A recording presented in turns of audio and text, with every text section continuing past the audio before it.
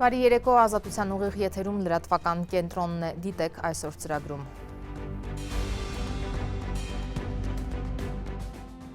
Այսօր ցեղասպանության 111-րդ տարելիցն է, իշխանությունը, ընդդիմությունը, կաթողիկոսը Եղեռնի զոհերի հուշահամալիր են այցելել հարգանքի տուրք մատուցելու, վեհափարի այցը հանրայինի եթերով չի հեռարձակվել։ Ուղերձներ են հղել թե Փաշինյանը, թե Թուրքիայի, Ռուսաստանի, Ֆրանսիայի նախագահները, ինչպես են փոխվել Երևանի եւ Անկարայի ուղերձները։ Ցեղասպանության թանգարան ինստիտուտի տնօրենի սկանդալային հեռացումը կասկածի տակ է դրել նախօրոք հաստատված միջազգային ծրագրերը։ Ընտրություններից առաջ դարձյալ թեժացել է Ռոբերտ Քոչարյանի եւ Սերժ Սարգսյանի թիմերի միջև հակամարտությունը։ Ձեր հիմնադրամը նախընտրական այս փուլում հնարավոր է դադարեցնի բարեփոխումները։ Արդյոք Աննա Հակոբյանի ղեկավարած «Իմ քայլը» հիմնադրամը խախտել է նախընտրական շրջանում բարեգործության արգելքը։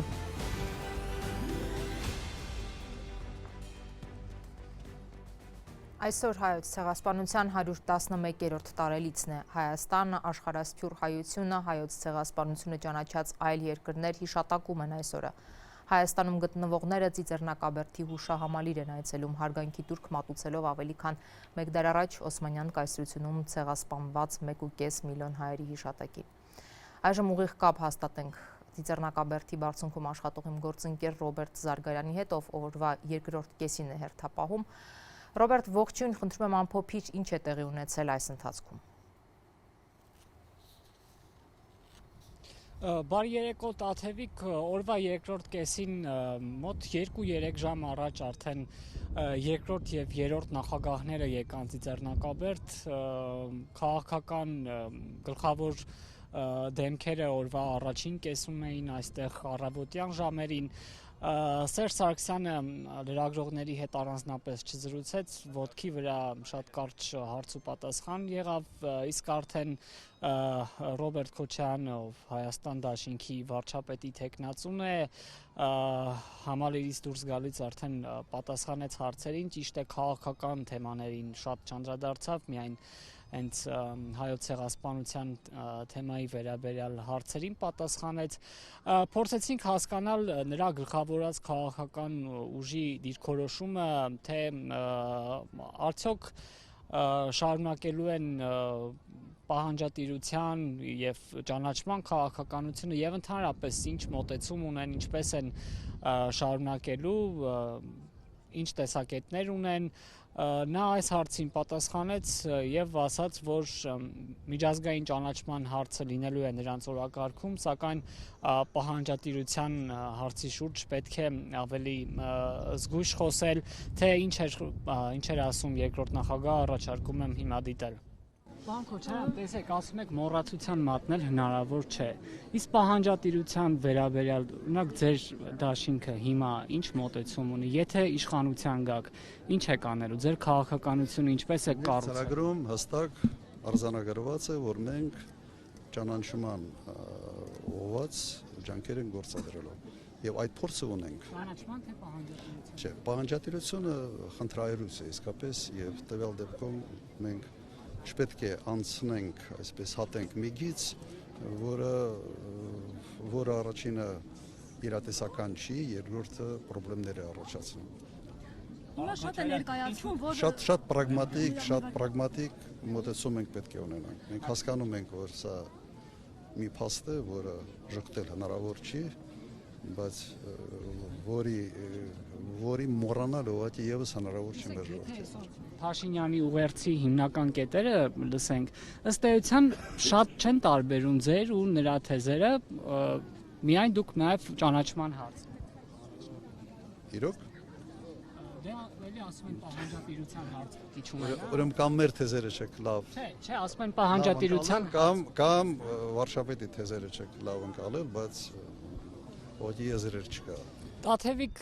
իսկ Ծիծեռնակաբերդի հուշահամալիր մարդկանց հոսքը չի դադարում, թեև արդեն ինչպես տեսնում եք մութ է, հենց իմ հետևում էլ տեսնում եք, որ մարդկանց հոսքը կարելի է ասել անդադար է եւ այսպես հերթով են թողնում, որպեսզի մարդիկ առաջանան, երբ հենց այն հատվածում մարդկանց թիվը մեծանում է, փոքր այլ ներքևում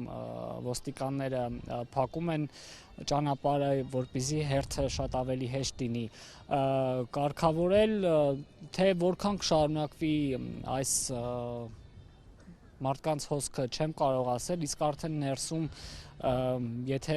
համեմատենք, թե որքան ծաղիկներ են խոնարհվել այսօր, արդեն դրանց հետևում նույնիսկ մարդիկ տեսաների չեն արդեն, տաթևիկ թերևս այսքանը։ Շնորհակալություն Ռոբերտ Զարգարյանն էր հետևում Ծիծեռնակաբերդի բարձունքում ցեղասպանության զոհերի հուշահամալիրի մոտ տիրող իրավիճակին։ Իշխանության ներկայացուցիչներ ու կաթողիկոսը սովորաբար առավոտյան են այցելում Ծիծեռնակաբերդի հուշահամալիր, այսօր էլ նրանք առավոտյան են հարգանքի տուրք մատուցել եւ ուշագրավ է, որ իշխանություն եկեղեցի հակամարտության ֆոնին կաթողիկոսը այս տարի Ծիծեռնակաբերդ է այցելել պաշտոնյաներից առանձին, իսկ հանրայինը չի հեռարձակել նրա այցը։ Առավոտյան տեղում աշխատում էր իմ գործընկեր Շողիկ Գալստյանը, ով ամփոփել է ինչ է տեղի ունեցել օրվա առաջին կեսին։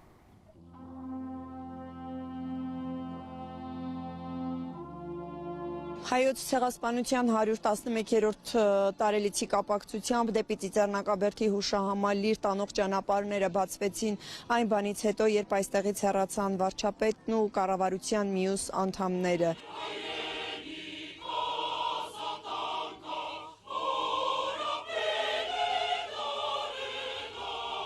Նիկոլ Փաշինյանը միջև Ծիծեռնակաբերդի հուշահամալիր այցելելը նաև ուղերձով հանդես եկավ։ Ապրիլի 24-ի մեր համազգային երթը նաև մտածելու, խորհելու,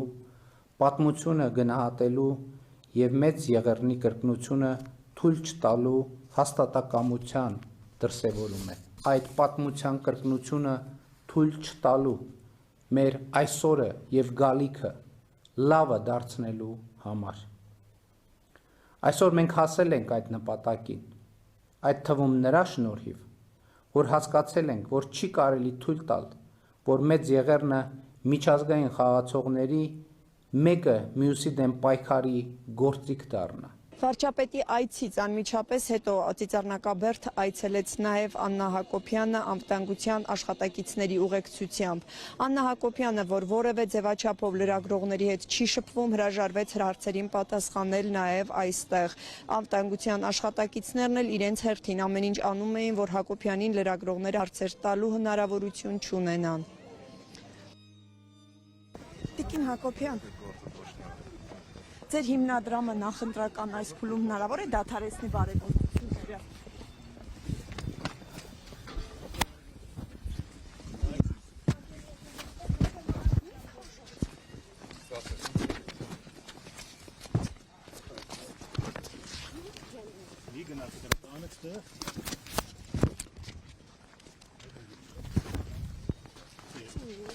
Վարչապետի տիկնոջ, ինչպես նաև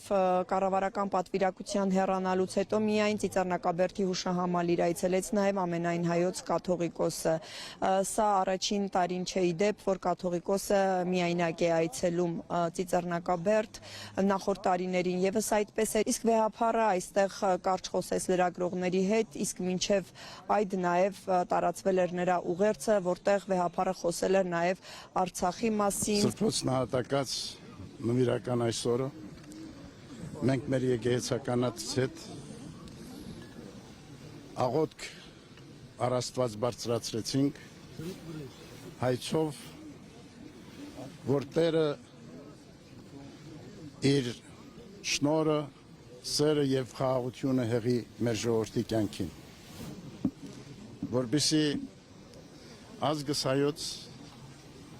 սիրով միաբան համերաշխ եւ ոգով աննկուն դիմագրավի իր կյանքի բոլոր փորձությունները եւ մեր հայրերի լույս պատվիրաններով ու պատգամներով կերտի իր բարեշեն իր առաջընթաց ու հզոր կյանքը խաղաղության եւ անվտանգության պայմաններում մեր հայցն ու աղոթքն ենք առ Աստված բարձրացնում, որ Տերը մշտապես օգնական ու պահապան լինի ազգիս հայոց, ի Հայաստան եւ իսպյուրս։ Աստված օրհնի մեզ ամենքիս։ Գիրքը Մասուքարյանը, որ դուս էիք բերել, դա ինչի նշաներ, ինչու եք որոշել հիմա հանեք, որտեղ անցած տարի կարծես թե չկար։ Ինչ նպատակ ուներ։ Դա գոնե բացատրեք հասկանանք ինչի մասին է խոսքը։ Այդ հարցին կպատասխանի մեր լուսարարապետը Այլարիթը։ Կաթողիկոսի այցն ի դեպ չհեռարձակվեց հանրային հեռուստաընկերությամբ, հեռուստաընկերության ծրագրերից այդ հատվածը դուրս մնաց։ Իդեպ Հայոց ցեղասպանության թանգարան ինստիտուտի կայքում եւ սոցցանցի էջում այսօր նախ անդրադարձել են վեհապարի այցին լուսանկարով եւ տեղեկատվությամբ, ապա ժամեր անց եւ կայքից եւ սոցցանցից հեռացվել է գրառումը ամբողջությամբ։ Այս պահին թանգարան ինստիտուտի կայքում անդրադարձ կա միայն վարչապետի եւ իշխանության մյուս ներկայացուցիչների այցին։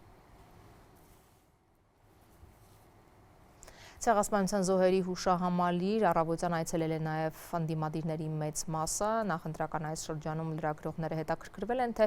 ինչպես են նրանք պատկերացնում Թուրքիայի հետ հարաբերությունների կարգավորումը։ Թող Փաշինյանը չզուգորդի երկու բան։ Նա այստեղ խաղ է ներկայացնում մեր հասարակությանը, հայոց ցեղասպանության ճանաչումը եւ տարածքային նկրտումները երկու տարբեր բաներ են։ Մարևմտյան Հայաստանը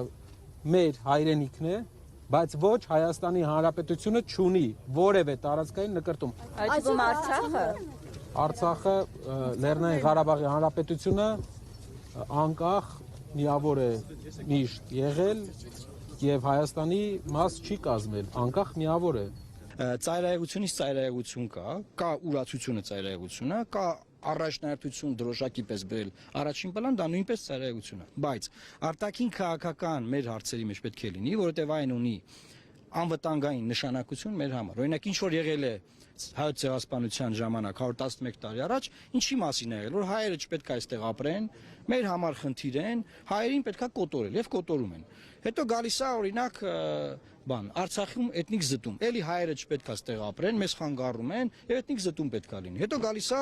Միջանցքի խոսակցությունը, չէ՞, ինչի մասին է։ Մենք պետք է գնանք գանք, բայց դուք այստեղ չպետք է կանգնեք։ Միջանցքի թեման ինչի մասն է։ Մենք պետք է գնանք գանք, մեր բեռները տանենք, բերենք, չգիտեմ ինչ անենք, բայց ձեր սահմանապահը այստեղ չպետք է կանգնի։ Երբ որ դու միջազգային գործընկերներին, օրինակ, չեմ, Ամերիկայից, Մեծ Բրիտանիայից ներկայացնում ես խնդիրը այս ոճով, պատմական ընթացքը ցույց ես տալիս։ Մարդը քեզ հասկանում է, թե ինչ է կատարվել այն ժամանակ ու ինչ է կատարվում հիմա։ 91 թվականից սկսած մեր արտաքին քաղաքականության հիմքում դրված է եղել հենց այդ մոտեցումը, որ մենք ցեղասպանության ճանաչման հարցը չպետք է դարձնենք քաղաքական առևտրի մանրադրամ եւ չպետք է այդ պահանջը դնենք Թուրքիայի առաջ։ Մենք կարող ենք գնալ կարգավորմանը համաձայնվելով դրա մասին չհամաձայնելու քաղաքականության վերաբերյալ։ Այսինքն Թուրքիան եթե ցանկանում է թող շարունակի պնդել, որ ցեղասպանություն չի եղել, մենք երբեք չենք ունենա ցեղասպանության փաստը։ Այն ինչ որ Փաշինյանի քաղաքականությունը, դա մի քիչ ավելին է, քան թե այն ինչ որ մենք ինքը փորձում է տանել դեպի ցեղասպանության փաստի ուրացում։ Մենք կարևոր ենք համարում ցեղասպանության միջազգային հանցագործության կանխարգելման տեսանկյունից, որովհետև սա ոչ մեկ չի կարող ժխտել, այն գոյություն ունի եւ մենք պետք է հետապնդենք այս հարցը, պետությունը պետք է հետամուտ լինի, պետք է ոնց որ Գերմանիան ընդունեց հրաների ցեղասպանությունը, նույնն էլ Թուրքիան պետք է ընդունի։ Այս տարի էլ Հայաստանի վարչապետի ապրիլ 24-յան ուղերձում հասցեական քննադատություն չկա Օսմանյան կայսրությանը։ Թուրքիայի նախագահ Էրդողանն էլ դարձյալ հայտարարել է, որ Օսմանյան կայսրության հայերը կյանքից զրկվել են առաջին համաշխարհային պատերազմի դժվարին պայմաններում։ Իսկ Թուրքիայի պաշտպանության նախարարությունն այսօր սոցցանցերում արված գրառմամբ հիշել է 1915 թվականին իբր հայերի կողմից կոտորված անմեղ թուրքերի մասին։ Ինչպես են փոխվել Երևանի եւ Անկարայի ուղերձները վերջին տարիների ընթացքում։ Ոգեկոչում, խոնարհում առանց հստակ դատապարտման։ Երրորդ տարին է Հայաստանի վարչապետի ապրիլ 24-յան խոսքում Օսմանյան կայսրությանն ուղղված հասցեական քննադատություն ու պահանջ չկա։ Մեր գիտությունների ազգային ակադեմիայի հրատարակած հայոց պատմության հատորյակում է հիմնավոր կերպով արձանագրված, որ մեծ եղերնը այլոց թվում հայ ժողովրդին միջազգային խարդավանքների մեջ ներքաշելու գործելակերպի հետևանք է։ Տեսեք ինչ է գրված։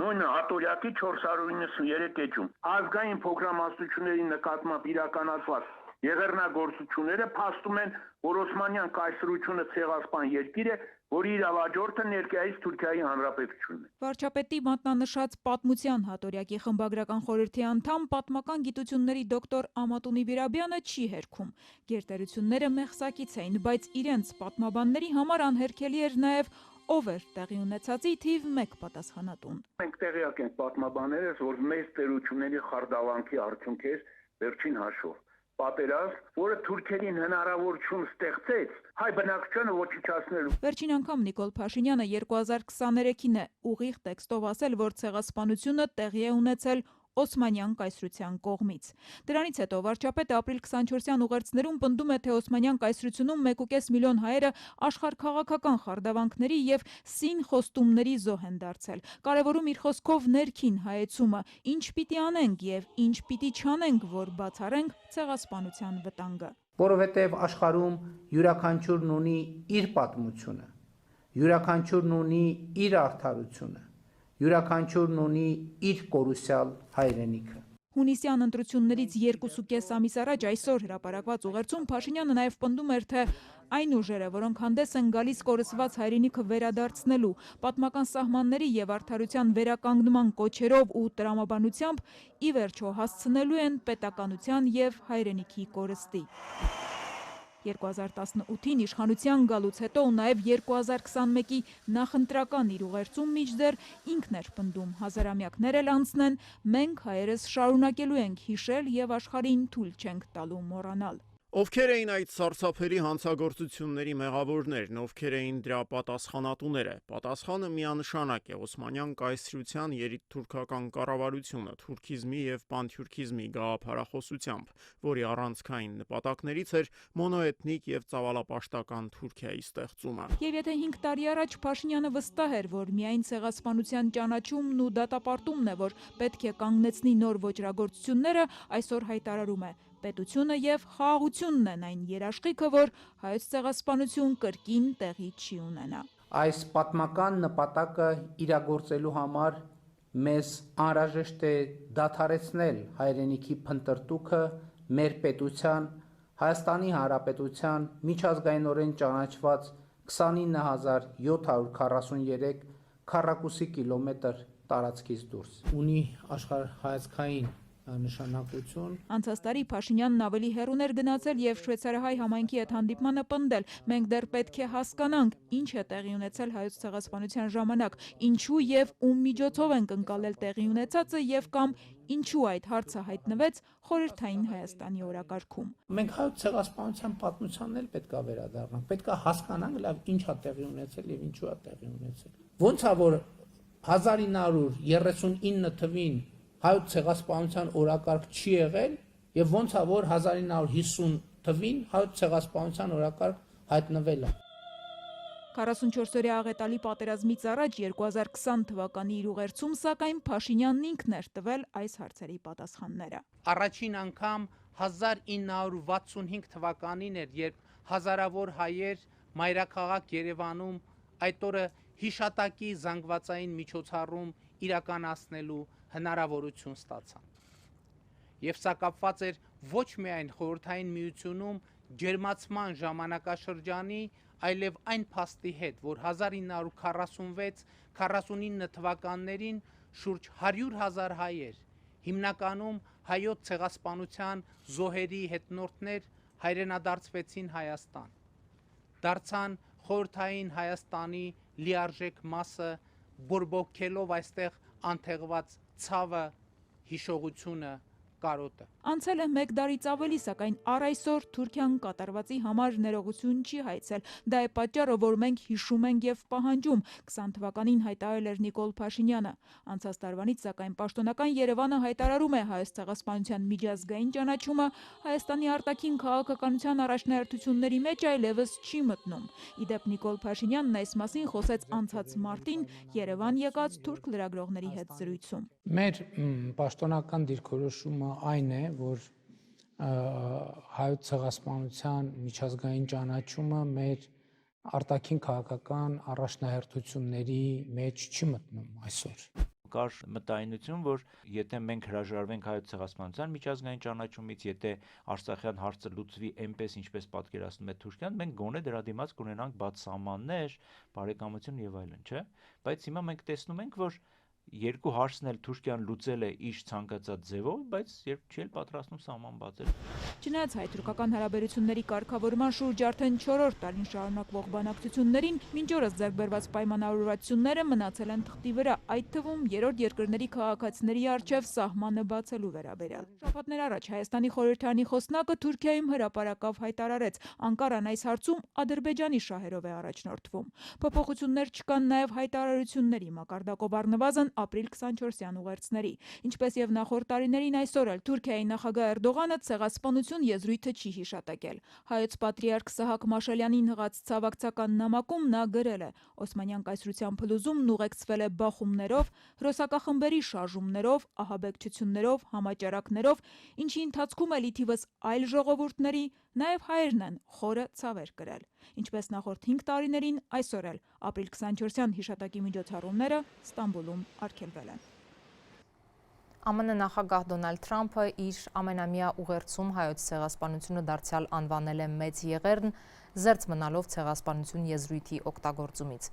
Այսօր մենք հարգանքի տուրք ենք մատուցում այն անթիվ հայերի հիշատակին, ովքեր աքսորվեցին եւ դաժանաբար սպանվեցին մեծ եղերնի ժամանակ։ Մարդկության պատմության այս դաժան գլուխը հավերժ կմնա որպես հայ ժողովրդի անկոտրում ոգու եւ քրիստոնեության հիմքում ընկած հույսի վկայություն։ Մեր հարգանքն ենք տածում այն խորը ուժի եւ վճռականության հանդեպ, որը ցուցաբերեցին հայերը, հաղթահարելով անցյալի ահռելի ողբերգությունները եւ կերտելով ավելի լավ ապագա, որը սահմանված է տևական բարգավաճմամբ, անվտանգությամբ եւ խաղաղությամբ։ Մենք կանգնած ենք նրանց կողքին, նշված է Թրամփի ուղերձում։ Դոնալդ Թրամփը ուղերձում խոսել է նաև Հայաստանի հետ հարաբերություններից ու իր ստեղծած խաղաղության խորհրդից։ Հայոց ցեղասպանության 111-րդ տարելիցին անդրադարձել են Ֆրանսիայի եւ Ռուսաստանի նախագահները։ Էմանուել Մակրոնը X-ում նաև հայերենում գրառում է արել, որ Ֆրանսիան այսօր ոգեկոչում է հայոց ցեղասպանության զոհերի հիշատակը եւ խոնարհվում նրանց հիշատակի առաջ։ Ելիսեյան պալատի ղեկավարը նշել է, որ սա առիթ է հիշելու, փոխանցելու եւ ընդգծելու Ֆրանսիայի եւ Հայաստանի, ինչպես նաեւ ֆրանսիացիների եւ հայերի միջև գոյություն ունեցող անքակտելի կապը։ Ռուսաստանի նախագահ Վլադիմիր Պուտինն իր բավականին ծավալուն ուղերձում նշել է. Անմեղ մարդկանց դաժան կոտորածը ցնցեց ամբողջ քաղաքակիրթ աշխարհը, իսկ դրա աղետալի հետևանքները հստակ ցույց տվեցին, թե ինչի են հանգեցնում կրոնական ատելության, ազգայնականության եւ քսենոֆոբիայի հրահրումը։ Կրեմլի ղեկավարը շեշտել է, որ Ռուսաստանի դիրքորոշումն այս հարցում միշտ եղել է անփոփոխ, նա համոզմունք է հայտնել, որ այսուհետ եւս հայերը պահպանելու են ազգային ինքնությունը, բազմահազարյա մշակույթը, լեզուն, ազատությունն ու հոգեվոր արժեքները։ Վերջին անգամ Ռուսաստանի ղեկավարը այս թեմային նման մանրամասն անդրադարձ կատարել էր 11 տարի առաջ, երբ Երևանում անձամբ էր մասնակցում ցեղասպանության 100-ամյակի միջոցառումներին։ Վրաստանի հայ համայնքը հայտարարել է, որ թույլտվություն չի ստացել հայոց ցեղասպանության զոհերի հիշատակի օրը խաղաղ ակցիա անցկացնելու Թուրքիայի դեսպանատան մոտ։ Ազատություն ռադիոկայանի Էխո Կավկազա ծառայության փոխանցմամբ հայ համայնքից հայտարարել են, որ չեն պատրաստվում փոխել ակցիայի վայրը, այդ պատճառով այն կչեղարկեն։ Համայնքը նաև հայտարարել է, որ այդ գործելակերպը չի համապատասխանում իրավական պետության չափանիշներին եւ սասանում է պետական ինստիտուտների հանդեպ վստահությունը։ Ցեղասպանության թանգարան ինստիտուտի միջազգային գիտաժողովները վտանգված են, հայտնի ցեղասպանագետ գիտնականները չեղարկում են իրենց նախորոք հաստատված մասնակցությունը միջոցառումներին ինստիտուտի տնօրենի սկանդալային հեռացման պատճառով։ Նիկոլ Փաշինյանի ցուցումով արված այս հեռացումը միջազգային ակադեմիական աշխարհում շատ լուրջ մտահոգություն է առաջացրել եւ բոյկոտի առիթ դարձել։ Ցեղասպանության թանգարան ինստիտուտի տնօրենի սկանդալային հեռացումը կասկածի տակ է դրել գիտական այս հաստատության միջազգային ծրագրերը։ Վտանգված են պլանավորված գիտաժողովները աշխարհում հայտնի ցեղասպանագետների մասնակցությամբ։ Ես հրավիրված էի գիտաժողովի, բայց ես մի չկա։ Նեբրասկա Լինքոլնի համալսարանի պրոֆեսոր Պետրոս Տեր-Մաթոսյանը շեշտում է, խնդիրն այստեղ անձի նախկին տնօրեն Էդիտա Գզոյանի հարցը չէ, այլ այն, որ նրան ստիպեցին գործից հեռանալ միայն այն բանի համար, որ նա Արցախի վերաբերյալ գրքեր էր նվիրել Միացյալ Նահանգների փոխնախագահին։ Այսօր եթե ուզենք միջազգային գիտաժողովը կազմակերպել Արցախի էթնիկ զտման առնչությամբ ակադեմիական ուսումնասիրություն, ոչ թե քաղաքական եւ այլն, արդյոք թույլատրություն պիտի այս գիտաժողովը ցեղասպանության թանգարանեն ներս կազմակերպել։ Այսպեսի հարցեր ունենք մենք։ Վենց ամուսիններին Արցախի վերաբերյալ գիրք նվիրելը Հայաստանի վարչապետը սադրիչ քայլ էր որակել։ Նրա ցուցումով էլ Գզոյանը հեռացավ աշխատանքից։ Թանգարան ինստիտուտի անձնակազմը հոգաբարձուների խորհրդում շատերը ընդվզեցին, բայց անօգուտ։ Սրան հետևեցին բազմաթիվ հայտարարություններ աշխարհի տարբեր գիտական կենտրոններից, ցեղասպանության ուսումնասիրությամբ զբաղվող կազմակերպություններից։ Միջազգային ակադեմիական աշխարհում շատ լուրջ մտահոգություն կա։ Հայաստանում ակադեմիական ազատությունը ստորադասվում է քաղաքական նպատակահարմարությանը, շեշտում է պրոֆեսորը։ Արդյոք պատմաբանները խոսքի ազատություն պիտի ունենան, արձանագրելու իրենց ուսումնասիրությունները ցեղասպանության թանգարանները ներս։ Հյուսիսային Ամերիկայի Մերձավոր Արևելքի ուսումնասիրությունների ասոցիացիան հայտարարել էր Հայաստանն այո բարդ իրավիճակում է, ձգտում է Ադրբեջանի հետ կարգավորել հարաբերությունները, բայց պատմական հիշողության ջնջումը չի կարող պայմանավորված լինել կարճաժամկետ քաղաքական կարիքներով։ Հայոց ցեղասպանության թանգարան ինստիտուտում հաստատում են մտահոգությունները։ Այն ինչ որ կապ ուներ միջազգային մեր գործընկերների հետ, որոշները սառեցված են կամ այս պահին անորոշ վիճակում են։ Միջազգային գիտաժողովներ են պլանավորել, գիտական քարտուղար Նարինե Մարգարյանը կասկածում է, որ դրանք տեղի կունենան։ Փոքր մտավախություն կա, որ այն մարդիկ, ովքեր այդ լավագույն ցեղասպանագետները, ոլորտի մասնագետները, իրենք արդեն խոսել են, որ վտանգված է այստեղ ակադեմիական ազատությունը, արդյոք այս պայմաններում նրանք կորոշեն դիմել։ Կոնֆերանսներից մեկը ֆրանսիական կողմի հետ է, սակայն հոգաբարձուների խորհրդի նախագահ ֆրանսահայ ցեղասպանագետ Ռայմոն Գևորգյանի հրաժարականից հետո այն կարծես թե չհարկվում է։ Մեր հոգաբարձուների խորհրդի նախագահն էր որոշակի մասնակցություններ կոնֆերանսի կազմակերպմանը, իսկ նրա հրաժարականից հետո դեռևս ընթացք չի տրվել այդ ծրագրին։ Թանգարան ինստիտուտը Եվրամիության ծրագրով 2 տարի է պատմական հիշողության փոխանցման մեխանիզմների վերաբերյալ ծրագիր է անում։ Եվրոպական կողմից ազդակներ կան, որ միգուցե 3-րդ տարին այն չկայանա այն ձևաչափով, ինչպես որ նախատեսված էր։ Ցեղասպանագիտական հանդեսի հետ կապված սահմանափակումների ենք բախվում, նշում է Թանգարան ինստիտուտի գիտական քարտուղարը։ Ամսագիրը 2025-ին ընդգրկվել է Սկոպուս միջազգային գիտատեղեկատվական շտեմարանում։ Ցեղասպանագիտության միջազգայնացման, հայոց ցեղասպանության վերաբերյալ գիտական աշխատանքներն աշխարհին հասցնելու հնարավորություն է սա։ Աշխարհի անվանի ցեղասպանագետների անուններն այժմ բողոքի նամակների տակ են։ Դժվար թե համագործակցեն մեզ հետ, ափսոսում է Նարինե Մարգարյանը։ Խնդիրը անձեր չեն, այսինքն այստեղ երևույթն է, որ դրսի գիտնականները միշտ տարանջատում են քաղաքականությունը ակադեմիական ազատությունից եւ այստեղ այդ մարդկանց մտավախությունը խոսքի եւ ակադեմիական ազատության դա է կարծես նրանց հետ պահում այն համագործակցությունից, որը կարող էր լինել։ Հայ ցեղասպանագետ պատմաբանների համար թե ամսագիրը, միջազգային գիտաժողովները, թե արտերկրի գիտնականների հետ համատեղ ծրագրերը ցեղասպանության միջազգայնացման հնարավորություններ են։ Թանգարան ինստիտուտի գիտական քարտուղարը շեշտում է, մեծ աշխատանք է կատարվել նախորդ տարի, միայն 2025-ին մի քանի կարևոր աշխատություններ են տպագրվել հեղինակավոր հրատարակչատներում։ Երեխաների տեղահանման ու բռնի թրքացման վերաբերյալ աշխատանքը, պատմական հիշողության վերաբերյալ ուսումնասիրությունը, թանգարանի կատալոգը թարգմանվել տպագրվել է եւս 5 լեզուներով, շարունակել են արխիվում եղած ականատեսների ձեռագիր հուշագրերը տպագրել։ Պիտի այս օրերին գրքերի շնորհանդեսները լինեին, բայց ոչինչ էլ չեղավ։ Քանի որ ձեռբերումները միասին էին արվել, դրա համար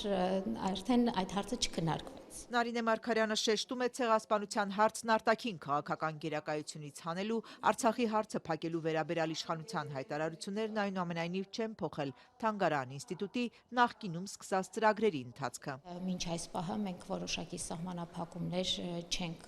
ունեցել, բացառությամբ այս արարողակարգի հետ կապված դրվագի, մենք մշտապես շարունակել ենք մեր գիտական ուսումնասիրությունները, տպագրվել ենք եւ Արցախի թեմայով եւ ցեղասպանության միջազգային իրավական տարբեր հարթակներում մենք մեր խոսքը գիտական, ակադեմիական հարթակներում ունեցել։ Խնդիրը կրկնում է միջազգային ծրագրերի հետ է կապված, դրանք կամ անորոշ են, կամ սառեցված։ Թանգարան ինստիտուտում այժմ տնօրենի ժամանակավոր պաշտոնակատար է Հրաչյա Թաշչյանը, դիվանագետ է ու վարչապետի թիմակից է։ Չկա այդպիսի բան, չէ, իհարկե չկա։ Թաշչյանը պնդում է միջազգային համագործակցության չեղարկում չկա։ Մեկը կան, որի վերաբերյալ վերջնական որոշում այսպես չէ եղել։ Հիմա այսպես բանի մեջ է, արտախված վիճակում է։ Մեկ կոնֆերանսում է, որը որ ծրագրի մեջ է, այսինքն ուժի մեջ է, ոչ բան չի փոխվել։ Նոյեմբերին ծրագրված է հայոց ցեղասպանության իրագործումը Սիրիայի ու Միջագետքի անապատներում թեմայով միջազգային գիտաժողով։ Սա նկատի ունի տնօրենի ժամանակավոր պաշտոնակատարը։ Հայտարարությունն արդեն տեղադրված է Թանգարան ինստիտուտի էջում։ Ըստ Գիտ Քարտուղարի, խնդիրն այն է, արդյոք միջազգային գիտաժողովը կլինի միջազգային։ Ադրբեջանի արտաքին գործերի նախարարությունը խստորեն դատապարտել է ապրիլի 23-ին Երևանում կայացած ջահերով երթի ժամանակ Թուրքիայի դրոշի այրումը։ Ապագործակալության փոխանցմամբ Բաքուն շեշտել է, թե Հայաստանի կառավարությունը պետք է կանխեր այս գործողությունը։ Թուրքիայի դրոշի այրումը երեկոյան վարչապետ Նիկոլ Փաշինյանն ակնհայտորեն սադրիչ եւ լարվածություն հրահրող վարքագիծ էր որակել եւ դատապարտել նման գործելակերպը, այն գնահատելով որպես անպատասխանատու եւ անթույլատրելի։ Ընտրություններից 6 շաբաթ առաջ ակտիվանում է հակամարտությունը ընտրություններին մասնակցող երկրորդ եւ չմասնակցող երրորդ նախագահների միջև։ Թեժացման առիթը Ռոբերտ Քոչարյանի հարցազրույցն էր ռուսական հեռուստաընկերությանը, որում նա ափսոսանք է հայտնել, որ հենց Սերժ Սարգսյանին է ժամանակին ընտրել իբրև իրավահաջորդ։ Հանրապետականն արդեն արձագանքել է։ Նախկին նախագահ Ռոբերտ Քոչարյանը հայտարարել է, որ հետահայաց ամենից շատ զղջում է իրավահաջորդի ընտրության համար։ О чем больше всего вот вы сожалеете? Наверное, вопрос преемника. Սերժ Սարգսյանը այսօր արձագանքել է։ Գրեթե 2 տասնամյակ է, որ այդ նույն բառերը ես լսել եմ տարբեր աղբյուրներից, երեկ սկզբնախորից լսեցինք։ Ինձ համար դա նորություն չէ։ Սերժ Սարգսյանի արձագանքին նախորդել էր իր առաջնորդած «Պատիվ ունեմ» խորհրդարանական խմբակցության ղեկավար Հայկ Մամիջանյանի պատասխանը։ Ենթատեքստով, թե ՀՀԿ-ում էլ կասկածում են, որ այս ընտրապայքարի մեջ մտած Քոչարյանի դաշինքը 8% ձայն կարող է ստանալ։ Քարոզչական ինչ հնարք ուզում եք կիրառեք, միայն թե հաղթահարեք անցողիկ շեմը։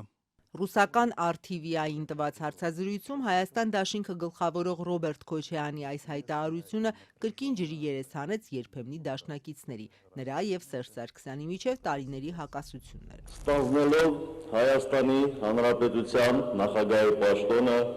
երդվում եմ։ 2008-ին նախագահ դարձավ այն ժամանակվա վարչապետ Սերժ Սարգսյանը։ Ընդդիմությունը համաձայն չէր ընտրության արդյունքի հետ։ Այն կեղծված էր համարում։ Հենց Քոչարյանի նախագահության վերջին օրերին Երևանի կենտրոնում տեղի ունեցան մարտի 1-յան արյունալի դեպքերը, խլելով 10 մարդու կյանք։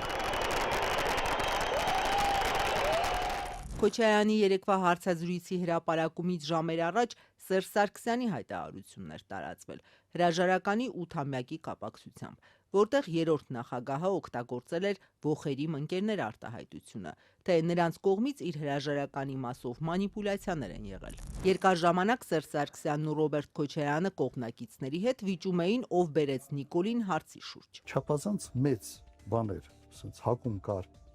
քաղաքական մոնոպոլիայի, տնտեսական մոնոպոլիաների եւ սա միարտացում էր ուղղակի։ Տրիգերը եղավ, երբ երրորդ նախագահան ընտրվեց վարչապետ։ Նրանք փութաջանորեն փողարկում 2018-ին իշխանազավթներին աջակցելու սեփական քայլերը,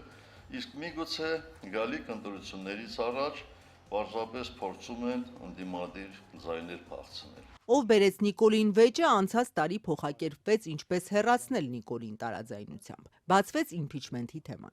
Սերժ Սարգսյանը Նիկոլ Փաշինյանին անվստահություն հայտնելու Ռոբերտ Քոչարյանն ընտրություններով իշխանափոխության կողմնակից էին։ Երկու նախագահների պատգամավորական թիմերը ստորագրությունների շուրջ էին վիճում, չնայած երկուսը միասին Փաշինյանին անվստահություն հայտնելու անհրաժեշտ ձայները չունեին։ Մտնել մի process-ի մեջ, որը զրոյին ձգտող հաջողության հավանականություն ունի, ինձ համար դա իսկապես հետաքրքիր չի։ Մեր հիմնավորումները դա է, որ մենք ասում ենք փորձենք։ Իսկ եթե չստացվի, պարոն Սարգսյան, Ամիսներ անց Քոչարյանը մտավ ընտրապայքարի մեջ, Սարգսյանը ոչ։ Այն սիրուն անուններով, ինչ որ համանadrության վրա հղումներ կատարելով բանման, դուք անդուրջ եք։ Ներողություն, բայց դուք Սահմանադրության մեջ գրված հոդվածին անլուծությամբ եք վերաբերվում։ Այսինքն 21 թվականի ընտրություններին գնալը շատ լուրջ էր, որ հաղթելու ենք,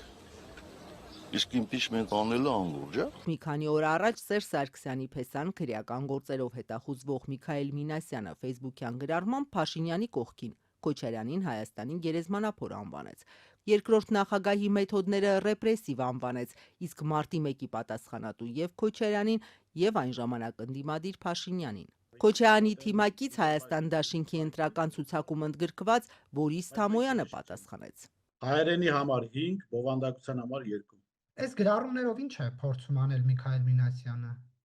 Չգիտեմ, ես իր բժիշկը չեմ, եթե անկեղծ։ Նիկոլ Փաշինյանը ընտրապայքարի է գնում թեզով, թե նախկին նախագահների նպատակը մեկն է՝ ռևանշը։ Սերժ Սարգսյանը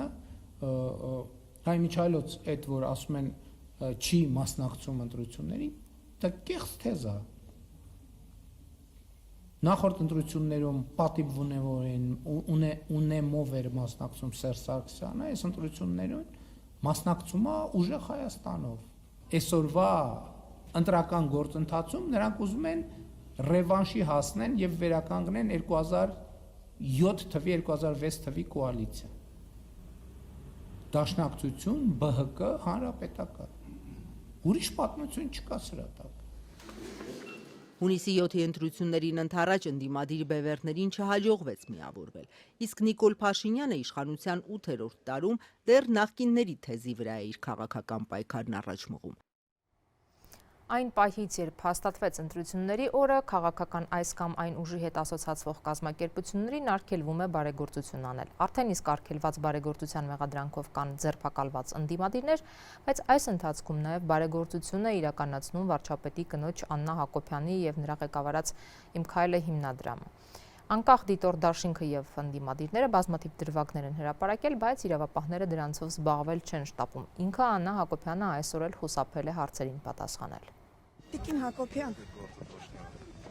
ձեր հիմնադրամը նախընտրական այս փուլում հնարավոր է դադարեցնի բարեգործությունները։ Այսօր Ծիծեռնակաբերդի հուշահամալիր այցելած վարչապետի տիկինն անպատասխան թողեց ազատության հարցը։ Նախորդին Աննա Հակոբյանն իր էջում էր անդրադարձել պնդումներին, թե իր ղեկավարած «Իմ քայլը» հիմնադրամն ընտրություններին ընդառաջ զբաղվում է արգելված բարեգործությամբ եւ քարոզչությամբ։ Հիմնադրամի որևէ ծրագիր նման նպատակ չի հետապնդում եւ որևէ քաղաքական ընտրության հետ չի կապվում։ Վստահեցրել էր փետրվարի վերջին վարչապետից բաժանվելու մասին հայտարարած եւ վերջերս վերամիավորված Հակոբյանը։ Վարչապետի տիկնոջ հետ համամիտ է նաեւ հակակոռուպցիոն կոմիտեի նախագահը Արթուր Նահապետյանն այսօր եւս հայտարարել է, որ հիմնադրամի գործունեության վերաբերյալ որևէ վարույթ չկա, թեև հենց ինքն էր ամիսներ առաջ ասել, որ ուսումնասիրում են ընդդիմության ահազանգերը։ Ձեր նշաստել կողմնակերական վարություն, երբ ունեմ մենք վարույթներ դրանք հրապարակում։ Ի տարբերություն իրավապահների, անկախ դիտոր դաշինքը վարչական իրավախախտումներ է արձանագրել եւ արդեն դիմել դատարան։ Նրանք պահանջում են 15 դրվագով վարչական պատասխանատվության ենթարկել հիմնադրամի գործադիր տնօրեն Աննա Հակոբյանին։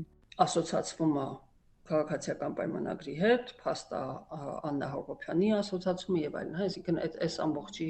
համադրության մեջ այդ ասոցացումն է, բայց փաստեր, որ այդ ծառայությունները կամ գործողությունները, որ իրականացվել են,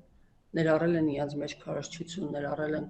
կուսակցության օգտին ինչ-որ գործունեություն, ոնց որ չունենք։ Դիտորդական առաքելության ներկայացուցիչ Վարդինե Գրիգորյանի փոխանցմամբ իրենք քարոզչության ուղղակի փաստեր չեն հայտնաբերել, սակայն հիմնադրամի բարեգործական ծրագրերն ու Աննա Հակոբյանի կերպարն ասոցացվում են իշխող քաղաքական ուժի հետ, իսկ այս պարագայում բարեգործությունը նախընտրական շրջանում օրենքի խախտում է համարվում։ Ակնհայտ է, չէ՞ որ Իմ քայլը հիմնադրամ երևույթը առանձնացնել քաղաքացիական պայմանագրից շատ արհեստական է ու ինձ չեմ պատկերացնում դա ոնց էր կատարվելու։ Աննա Հակոբյանի ղեկավարած հիմնադրամի գործունեությունում դիտորդների հայտնաբերած խախտումներն անվճար ծրագրերի ու նվերների մասին են։ 20 ընտանիքները կստանան ջերմատներ սածիլներով, սերմերով, ջրի բաքով, տաքացուցիչներով, ֆիթնես մարզիչների որակավորման դասընթաց, որի ծախսերի մեծ մասը կհոգա հիմնադրամը, անգլերենի դասընթաց, Սյունիքի դպրոցների աշակերտներին ագրոպոլիա ուսուցողական սեղանի խաղի հանձնում։ Եվ թեև կա բարեգործության արգելքի խախտում, դիտորդներն այստեղ հանցակազմ չեն գտել։ Ասոցացված հիմնադրամների կողմից բարեգործության իրականացումը դա վարչական իրավախախտում է։ Իսկ թեկնածուների, վստահված անձանց եւ կուսակցության անդամների կողմից իրականացվող բարեգործությունը քրեական է։ Անկախ դիտորդի մեկ այլ անդամ Դանիել Յոհաննիսյանը բացատրում է, թե ինչու չեն դիմել իրավապահներին քրեական գործ հարուցելու պահանջով, այնպես ինչպես իրավապահները վարույթ հարուցեցին ու ձերբակալեցին ընդդիմադիր ուժեղ Հայաստանի ներկայացուցիչ Գոհար Ղումաշյանին։ Դիտորդի պնդմամբ կա էական տարբերություն։ Քրեականի դեպքում պետք է լիներ թեկնածու, վստահված անձ կամ կուսակցության անդամ, որը կիրականացնել բարեգործություն։ Սամվել Կարապետյանի առաջնորդած ուժեղ Հայաստան կուսակցության թեկնածու Գոհար Ղումաշյանին ձերբակալեցին, ապա մեղադրանք առաջադրեցին բարեգործության արգելքը խախտելու համար։ Ղումաշյանը պնդում է, որ գործել է անմահ գունդ կազմակերպության անունից, որը տարիներ շարունակ նվերներ է հանձնում վետերաններին։ Հակակոռուպցիոն կոմիտեի հրապարակած ձայնագրության մեջ չկա հատված, որտեղ Ղումաշյանը քարոզչություն է անում կամ քվեի դիմաց նվեր խոստանում։ Ձայնագրության մեջ ես խոսում եմ Տիկին Ռոզալիայի ծննդյան նվերի մասին, բայց իմ իրավաբանները ինձ խորհուրդ չտվեցին, որ ես նրան նվիրեմ ոչ հեռուստացույց, ոչ էլ գումար։ Փաստաբան Սերգեյ Հարությունյանն ընդգծում է, սա խտրական արդարադատության օրինակ է, եւ որքան քարոզարշավը մոտենա, իրավապահներն էլ ավելի կոշտ միջոցների կդիմեն։ Իմ համար տվյալ դեպքում, որպես կարելի ասել անաչառ դիտորդ, իմ համար պարզ է, որ այստեղ հենց խտրական արդարադատության հետ մենք գործ ունենք եւ նույն այդ կնոջ նկատմամբ այդ քայլերով փորձում են վախ առաջացնել մյուսների մոտ։ Եթե վարչական դատարանում ապացուցվեն իմ քայլը հիմնադրամի խախտումները, Աննա Հակոբյանին սպառնում է տուգանք մինչև 6 միլիոն դրամի չափով։ Եվ վերջում տարածաշրջանային զարգացումների մասին։ Այսօր երեկոյան ակնկալվում է, որ Իրանի արտգործնախարարը փոքր թիմով կժամանի Իսլամաբադ, որտեղ հավանաբար բանակցություններ տեղի կունենան Միացյալ Նահանգների հետ, հաղորդում են Reuters-ը եւ BBC-ն Պակիստանի կառավարությունում իրենց աղբյուրներին հղումով։ Ըստ Reuters-ի, ԱՄՆ լոգիստիկ եւ անվտանգության թիմը արդեն այնտեղ է։ Վաշինգտոնից եւ Թեհրանից պաշտոնապես դեռ չեն արձագանքել։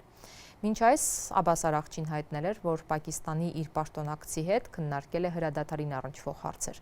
այլ մանրամասներ նա չէր ներկայացրել։ Հնարավոր բանակցություններից առաջ ԱՄՆ պաշտպանության նախարարը հայտարարել է, որ Իրանը պատմական հնարավորություն ունի Միացյալ Նահանգների հետ լավ գործարք կնքելու։ Իրանի արտգործնախարարության խոսնակը հայտարարել է, որ միջուկային ծրագրի հարցը այլևս չի կարող լինել հնարավոր բանակցությունների գլխավոր թեման։ Բանակցությունները պետք է կենտրոնանան պատերազմը ավարտելու վրա։ Այսքանն էինք նախատեսել այսօրվա համար նորություններին, հետևեք ազատություն.am կայքեջում եւ սոցիալական մեդիայի մեր էջերում, իսկ լրատվական թողարկումները եթերում կլինեն վաղը ժամը 16-ից։ Հաջողություն։